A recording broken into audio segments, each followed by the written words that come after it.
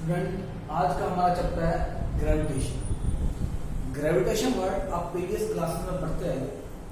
कोई भी बॉडी अगर अर्थ की तरफ अट्रैक्ट होती है तो आप उसको ग्रेविटेशन बोलते हैं, लेकिन रियल में ये लॉ ऑफ ग्रेविटेशन कहाँ से आया, किसने दिया, क्या सिर्फ अर्थ उस बॉडी को अट्रैक्ट करेगी तभी ग्रेविटेशन होगा?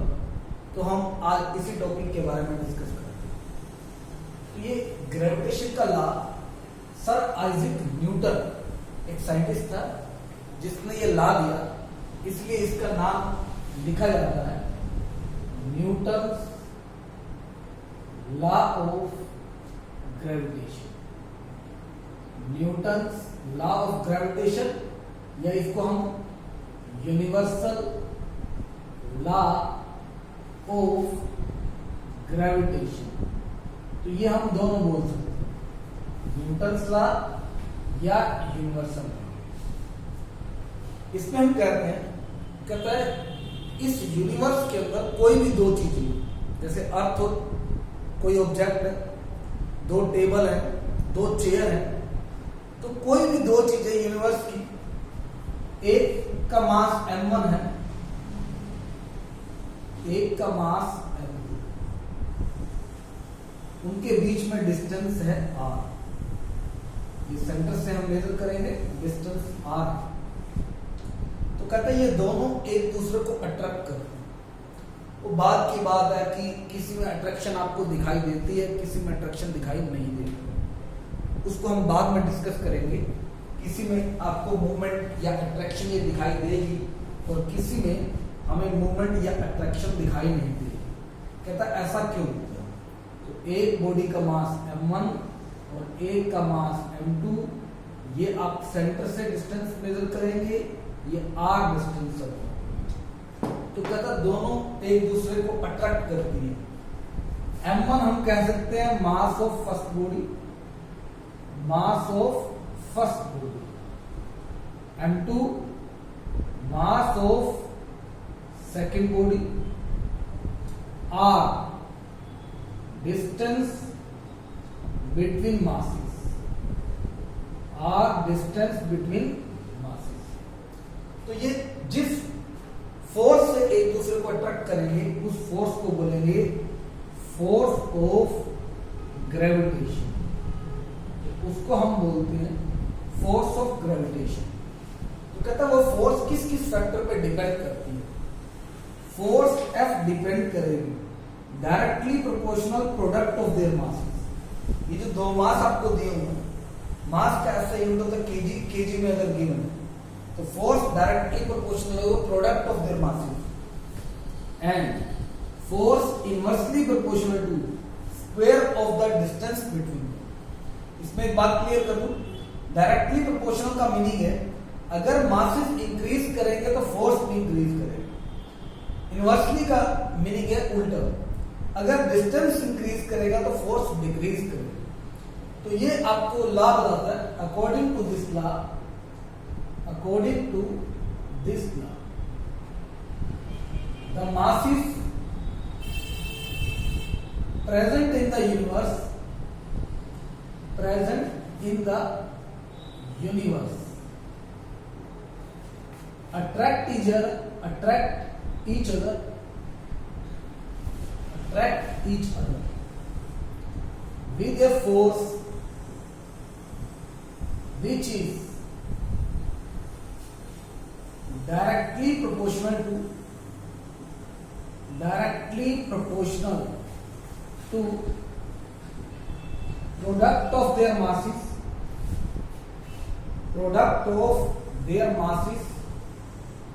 and inversely proportional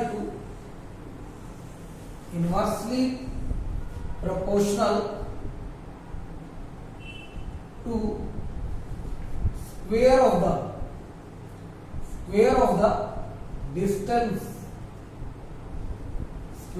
distance between them। तो ये जो आपने लिखा इसी को हमने इन लाइन में सेंटेंस की फॉर्म में लिख दिया। Force is directly proportional to product of their masses, force directly proportional to product of their masses, and inversely proportional to square of the distance between them। अब हम इन दोनों फैक्टरों को कंबाइन करते हैं। F directly proportional to m1 m2 by r square, आप combine कर दिए m1 m2 by r square। अब फिजिक्स में एक रूल होता है, जब आप प्रोपोर्शनलिटी का साइन हटाएंगे तो इक्वल लगेगा, साथ में कांस्टेंट, तो फोर्स F इक्वल, साथ में प्रोपोर्शनलिटी कांस्टेंट लगता है, यहां लगेगा G। फिजिक्स का रूल है, ये साइन हटते ही इक्वल लगेगा, साथ में कांस्टेंट, यहां कांस्टेंट होगा G, G को बोलेंगे ग्रेविटेशनल कांस्टेंट। G आपके पास gravitational constant, G m1 m2 by r square। तो ये हमारे पास फॉर्मूला बन गया लॉ ऑफ ग्रेविटेशन का, F is equal to G m1 m2 by r square। तो ये हमारे पास यूनिवर्सल लॉ ऑफ ग्रेविटेशन। इसको यूनिवर्सल लॉ क्यों बोलते हैं? Because it act on whole of the body of the universe. सारी बॉडी के ऊपर ये एप्लीकेबल है, यूनिवर्स की कोई भी बॉडी हो, क्योंकि वो मासलेस नहीं होगी, उसका कुछ ना कुछ मास होगा। अगर कुछ ना कुछ मास होगा तो ये लॉ हमारे पास एप्लीकेबल होगा। तो ये आपके पास आ गया F is equal to G m1 m2 by r square। अब हम इस G को डिफाइन करते हैं। G हमारे पास है ग्रेविटेशनल कांस्टेंट, हम इसको डिफाइन करते हैं। ग्रेविटेशनल कांस्टेंट G को आपने डिफाइन किया, कैसे डिफाइन किया? F is equal to G m1 m2 by r square। अगर मैं m1 को 1 kg कर दूं, m2 को 1 kg कर दूं, r को 1 मीटर कर दूं, तो F इक्वल आएगा G। इस G की वैल्यू हमारे पास फिक्स रहती है। ये G की वैल्यू हमारे पास होती है 6.67 10 पावर माइनस 11। ये इसको 6.7 10 की power minus 11 newton metre square by kg square, newton metre square by kg square. ये अप्रोक्स वैल्यू। ये यूनिट कहां से आया, इस यूनिट को भी आप निकाल सकते हैं। कैसे निकालेंगे? ये जो आपके पास फॉर्मूला है, यहां से कर लेते हैं unit of G। Unit of G, F is equal to G m1 m2 by r square।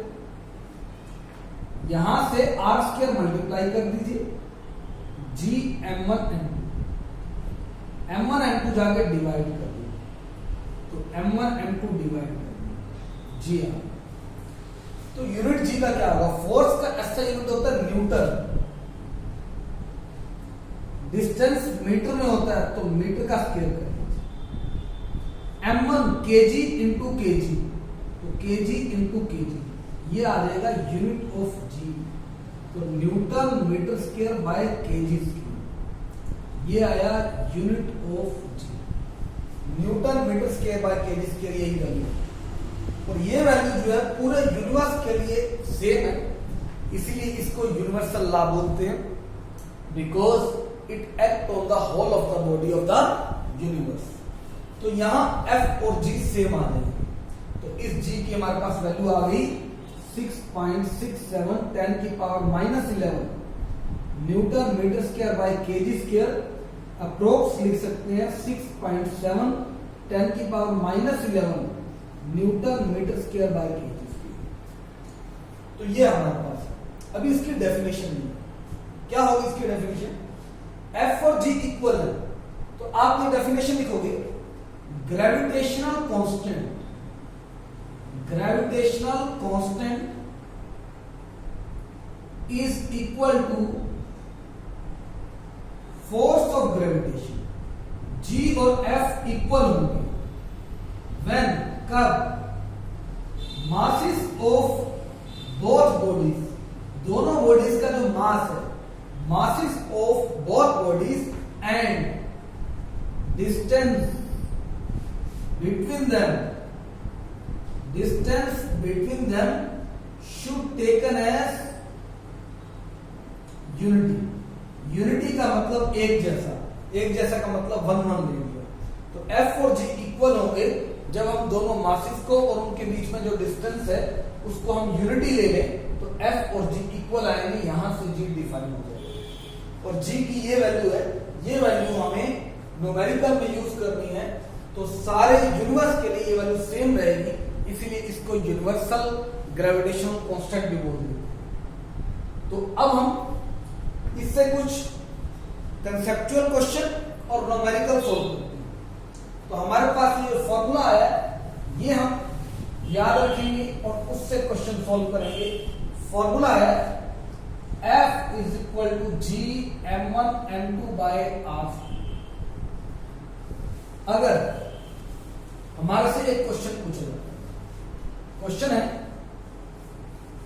अगर मासेस जो दोनों हैं, दोनों, क्वेश्चन है what happens to force of gravitation, to force of gravitation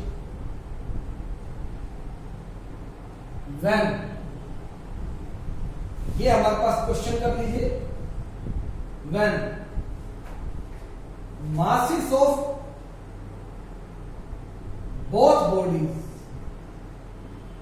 are double, दोनों बॉडी का मास को double कर दो, तो क्या होगा, डिस्टेंस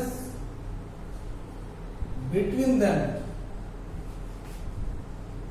यानी R is double.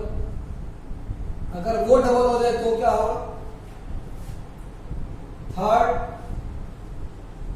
masses and distance both are double। अगर दोनों को डबल कर दे तब क्या होगा, तो हम 1 बाय 1 सोल्व करें। F डायरेक्टली प्रोपोर्शनल था M1 M2, M1 M2, तो या हमारे पास फॉर्मूला है F is equal to G M1 M2 by R square. तो पहले हम जो मैथमेटिक्स का सिंपल फॉर्मूला होता है वो अप्लाई करके हम करेंगे।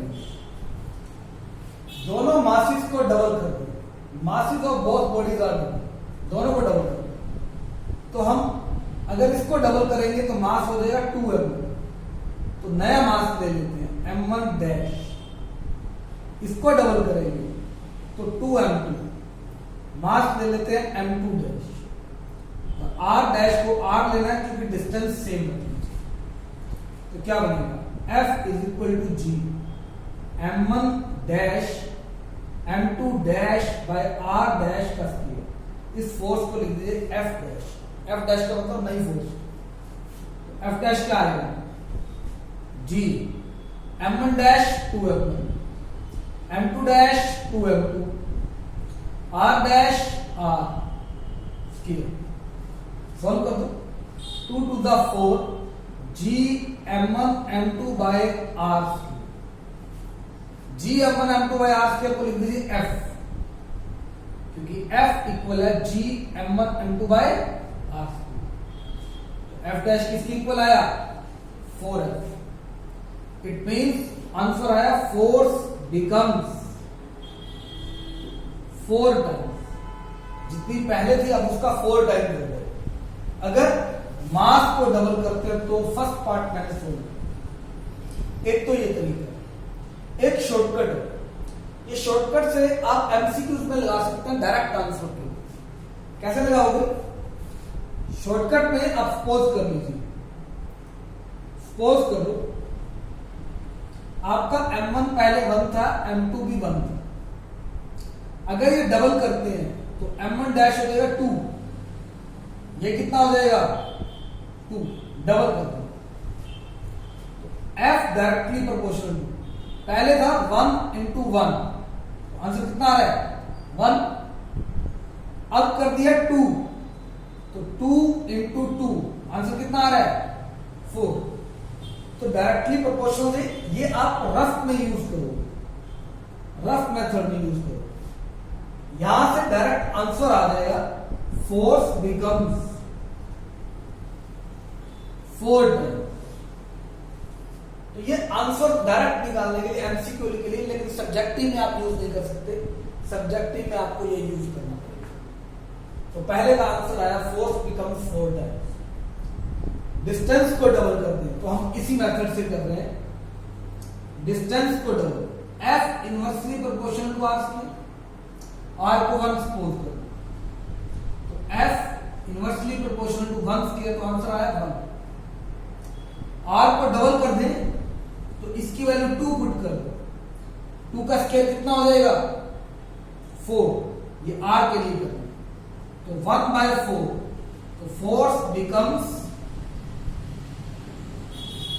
1/4 टाइम्स, या यूं भी लिख सकते हैं फोर्स